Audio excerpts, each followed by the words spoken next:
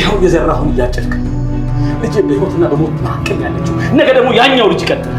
የዘራሁትን ነው እያጨደች ያለችው። ባይኔ ላይ ምንድነው? አሁን ቆይ ጸጸቱን አልቻልኩትም ልትለኝ ነው? እኔ ነበር ልጄ ትኛቸው ታርቀራይት ነው የሚገባል። ከዛ ስለይኩ ምን ከዛ ስትኛለሽ? አትያትም እንዴ ምን እንደምትሰለች? አሁን እኔ አባት ነኝ። ለይኩ እያልክ ያለው ነገር እኮ ትክክል ነው። ከአንድ አባት የሚጠበቅ ነገር እኮ ነው እያደረክ ያለው። ግን ደግሞ ጊዜና ቦታውን አለየህም። እሺ ምንድነው ማድረግ ያለብን? አይኔ እያየ እኮ ልጄ ላጣት ነው። ከመቼውም ጊዜ በላይ በጋራ የምንቆምበት ጊዜ መጣ አይመስልም? ምን ነው ፈጣሪ ከእሷ አመት ቁለን ይብሰጥ። ሞት እኮ አይቀርም። ግን ደግሞ ማንም ሰው የራሱን እንጂ የሰውን ሞት ሊሞት አይችልም። ለይኩ እኔ እችላለሁ። የልጆቼ ሞት መቀበል እችላለሁ። እነሱ ሳይሆኑ እኔ ነኝ መሞት ያለብኝ። እኔ ነኝ ነፍስ ያጠፋሁት። ቆይ ምን በድላ ነው ኤሚ ይሄን ያህል በሽታና ፈተና? እኔ እኮ ነኝ ነፍስ ያጠፋሁት። ልጄ ግን ሳይወለድ በፍጹም ከወዴ እንድታወጡ አልፈልግም። ይኸውልሽ ኤሚ፣ ከፈለግኩ እኔ ሞታለሁ እንጂ ልጄን መስዋዕት እንድታረጉብኝ አልፈልግም። አንቺ የምትሞቺ ከሆነ ልጁን መውለድሽ ምን ይጠቅምሻል? እና ግዴው ነው የምትሉኝ? እኔም ነፍሰ ገዳይ መሆን አልፈልግም። ኤሚ፣ መቼም እዚህ ህመም ውስጥ ያለሽ የአንቺን ልጅ የሚጠብቁ ወላጆች ያሉሽ አይመስለኝም። እና ምን ችግር አለ? ከወለድኩ በኋላ መታከም አልችልም? ጊዜ ቢኖረን ኖሮ ይሄንን የመሰለ ቆንጆ ሀሳብ እኔ ነበርኩ ቀድሜ የምነግርሽ። ግን አስቸኳይ ሕክምና ነው የሚያስፈልግሽ። ምንም ብትሉኝ አልሰማችሁም። በቃ አልሰማኝ። ይሄ የመጀመሪያ የመጨረሻ ውሳኔ ነው።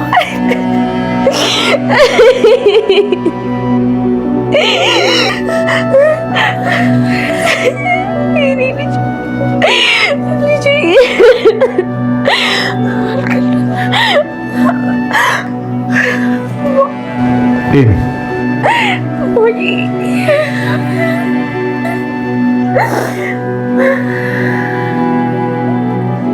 ኤሚ መጀመሪያ ላይ የኤርሚያስን ጸባይ ኤርሚያስ ለምን እሷን እንደቀረባት ካወቀች በኋላ ጽንሱን ለማቋረጥ ፈልጋ ቢሆንም ግን ደግሞ ከጊዜ በኋላ ለጽንሱ ለልጇ ያላት ፍቅር ጨምሮ ልጇን መውለድ ትፈልግ ነበር። ግን ደግሞ አሁን ላይ ያ ነገር እየሆነ አይደለምና በስተመጨረሻም ዶክተሩ ያላትን ነገር ልትቀበል አልቻለችም ማለት ነው። ዶክተሩ ደግሞ እዛ ጋር ያለው ነገር የግድ ሕክምናውን ለማግኘትና ወደ ጤንነቷን ለመመለስ ጽንሱ መቋረጥ አለበት ነው ያላት። ይሄ ነገር ደግሞ ግድ መሆን ስላለበት ነው ዶክተሩም ያለው እንጂ እዛ ጋር ኤሚ ያሰበችውን ሀሳብ መጀመሪያ ልጄን ወልጄ ከዛም በኋላ ሕክምናውን ማድረግ አልችልም እንዴ የሚለውን ሀሳብ አንስታ ነበር። ይሄ ሀሳብ የሚያስኬድ ቢሆን ኖሮ ዶክተሩ ራሱ ይነግራት ነበር። እሷ ደግሞ እዛ ጋር የተነገራት ህመም ካንሰር ነው። ለዛ ደግሞ የመቅኔ ንቅለ ተከላ መደረግ አለበት። ያንን ህክምና ላንቺ ለማድረግና አንቺን ወደ ቀድሞ ጤንነትሽ ለመመለስ ጽንሱ የግድ መቋረጥ አለበት ብሏል ማለት ነው። እንዴት ሆኖ እሷን እንደሚያሳምኑ ባይታወቅም ግን ደግሞ ይሄ ነገር ግድ መሆን ስላለበት ኤሚ እዚህ ጋር ይሄንን ነገር አምና መቀበል አለባት ማለት ነው።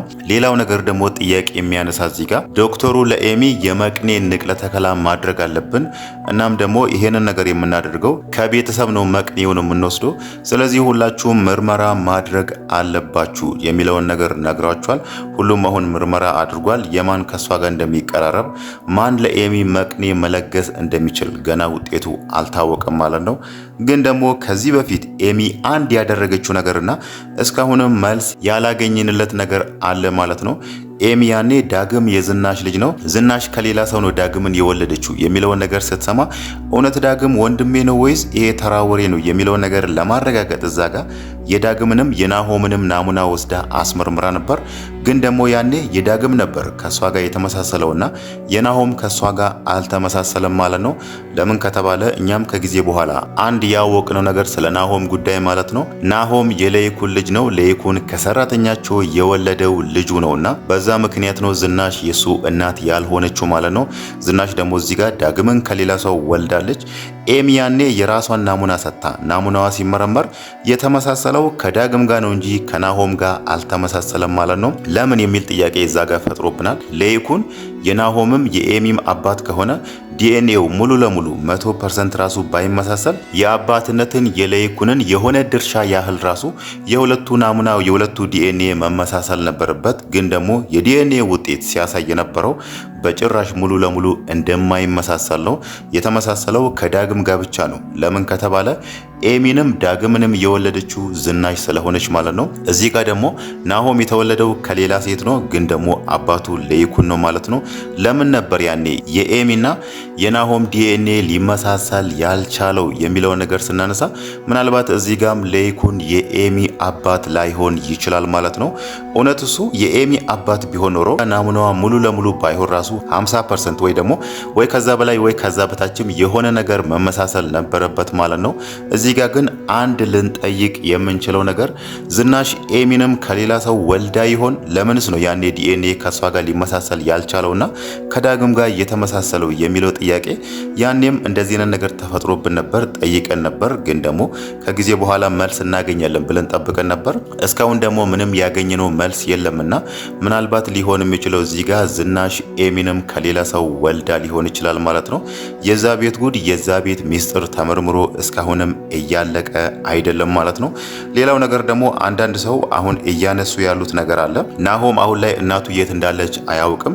እኛም እስካሁን ድረስ ደግሞ የኑሃሚንን እናት አላየናትምና ሰዎች አንዳንዴ የሚያነሱት ነገር ምናልባት የናሆምና የኑሃሚን እናት አንድ ትሆን እንዴ? ኑሃሚንና ናሆም እህትና ወንድም ይሆኑ እንዴ የሚለውን ነገር እንደ ሐሳብ እያነሱ ነው። ይሄ ነገር ምናልባትም ሊፈጠር ይችላል። ለምን ከተባለ የኑሃሚን አያት ባፋና ዛጋ እስካሁንም ለይኩንን አላየችውም። ምናልባት ለይኩንን ስታየው አንተ ነህ እንዴ አንተ እኮ ከዚህ በፊት ልጄን እንደዚህ አድርገ በሚለው ምናልባትም ሊያስታውሱት ይችላሉ ማለት ነው። ለዚህ ጥያቄ ደግሞ ሰዎች አሁን ላይ ኮሜንት ላይ እየጻፉት እያነሱት ላሉ ሐሳብ መልስ የምናገኘው ባፋና ወይ ደግሞ የኑሃሚን አያትና ለይኩን ከተገናኙ ነው ማለት ነው። ይሄንን ነገርም እንደ ሐሳብ ሰዎች እያነሱ ስለሆነ ምናልባትም ሊሆንም ይችላል ላይሆንም ይችላል ማለት ነው። ናሆም ደግሞ አሁን ላይ እየሆነ ያለው ነገር በጣም ተረብሿል። በተለይ ዛጋ አምራም በነገረችው ነገር ማለት ነው። የዳግምን አባት ሰንበቶን የገደለው አባት ለይኩንና ከዝናሽ ጋር ሆኖ ነው ጫካ ወስዶ የቀበሩት የሚለው ነገር ከነገረችው በኋላ አሁን ላይ በጣም ተጨንቋል። እሷ ደግሞ አንድ ልታረጋግጥለት የፈለገችው ሲቀብሩ ቪዲዮ ራሱ አለኝ እኔ ብላ ነግራዋለችና ናሆም አሁን ላይ ተረጋግቶ ወደ ራሱ ሊመለስ አልቻለም ማለት ነው። ለይኩንና ዝናሽን ባየ ቁጥር ይሄን ንዴቱ እያገረሸበት ለነሱ ሲመልስ የነበረው መልስ ራሱ አይተናል እዛ ሆስፒታል ውስጥ ማለት ነው። ምናልባት ከዚህ በኋላ እንዴት አድርጎ ይሄንን ነገር እነሱን ቁጭ አድርጎ እንደሚያወራቸው ባይታወቅም ግን ደግሞ ይሄ ነገር ለሱ በጣም ከባድ ነው። ለይኩንም አሁን ላይ በጸጸት አለንጋ እየተገረፈ ነው። እኔ እዛ ጋር የሰራሁት በደል እኔ እዛ ጋር የሰራሁት ግፍ ነው አሁን ላይ በልጆቼ እየመጣብኝ ያለው። ኤሚም የካንሰር ታማሚ የሆነችው እኔ በሰራሁት ጥፋት እኔ በሰራሁት ኃጢያት ነው ያለ አሁን ላይ በጣም እየተጸጸተ ነው። ምናልባትም ከጊዜ በኋላ ደግሞ የሚቀረው ያኛው ልጄ ነው። እሱን ደግሞ ምን እንደሚደርስበት አላውቅም እያለ ዛሬ እንደው መታጠቢያ ክፍሉ ነው ራሱን በጣም ሲወቅስ ነበር ማለት ነው። ምናልባት ከጊዜ በኋላ ይሄ ነገር ከተደጋገመ በተደጋጋሚ ህሊናው ከወቀሰው ለይኩን ወደ ህግ ቦታ ሄዶ እጁን ሊሰጥ ይችላል ማለት ነው። ግን ደግሞ ዝናሽ ከስር ከስር እየተከታተለች ያንን ነገር እንዳያደርግ እየከለከለችው ነው። ይሄ ነገር እየፈለገ ቢሆንም ለዘላለም ተዳፍኖ አይቀርም። በተለይ አሁን ላይ ይሄንን ሚስጥር ያልሰማው ዳግም ብቻ ነው። ሁሉም ሰው አውቋል ማለት ነው። አንድ ቀን ደግሞ ዳግም መስማቱ አይቀርም። የሆነ ሰው ቁጭ አድርጎ ይሄንን ነገር ባይነግረው ራሱ ከዛ ቤተሰብ ሁለት ሰዎች የሆነ ቦታ ቁጭ ብሎ ደግሞ ቆሞ ራሱ ሲያወሩ ምናልባት በር ስር ቆሞም ይሄንን ነገር ሊሰማ ይችላል ማለት ነው። ለምን ከተባለ ይሄንን ሚስጥር በየቦታው እያወሩ ስለሆነ ማለት ነው። በዛ ምክንያት ደግሞ ይሄ ሚስጥር ተዳፍኖ ስለማይቀር ዝናሽ እያደረገች ያለችው ነገር በጣም ስህተት ነው።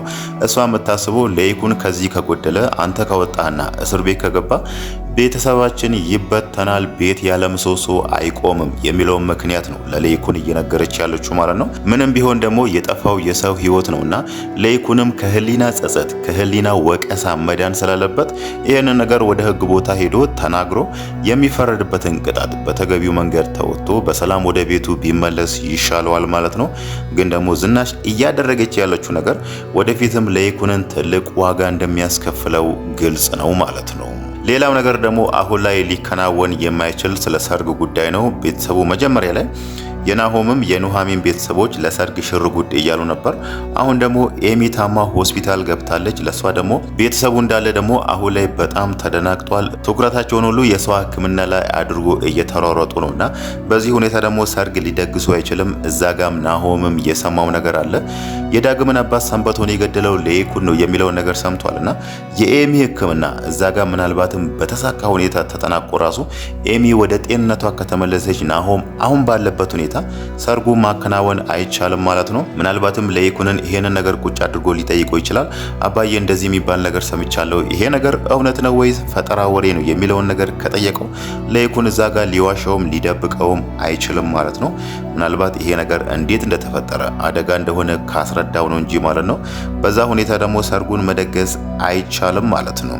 ምናልባትም ቅድም እንዳነሳ ነው ለኤሚ የመቅኔ ንቅለ ተከላ ሲደረግ ቤተሰቡ አሁን ላይ ሁሉም ናሙና ሰጥቷልና የሁሉም ካልተመሳሰለ በተለይ ደግሞ የኤሚ ናሙና ከቤተሰቡ የተለየ ከሆነ እቺ ልጅ የናንተ አይደለችም እንዴ ቤተሰቡ አይደላችሁም እንዴ የሚለው ነገር ሲያነሱ ምናልባትም እዛ ጋር የተደበቀው ሚስጥር እኛ ቅድም የጠረጠርነውን ነገር ኤሚ የለይኩን ልጅ ላትሆን ትችላለች፣ ዝናሽ እሷንም ከሌላ ሰው ወልዳ ሊሆን ይችላል የሚለው ነገር ቅድም ያነሳነውን ነገር ያ ሚስጥር ወጥቶ ቤተሰቡ አሁን ላይ ደግሞ በሌላ መንገድ ውጥንቅጡ ወጥቶ ሰርጉን ላያደርጉት ይችላሉ ማለት ነው።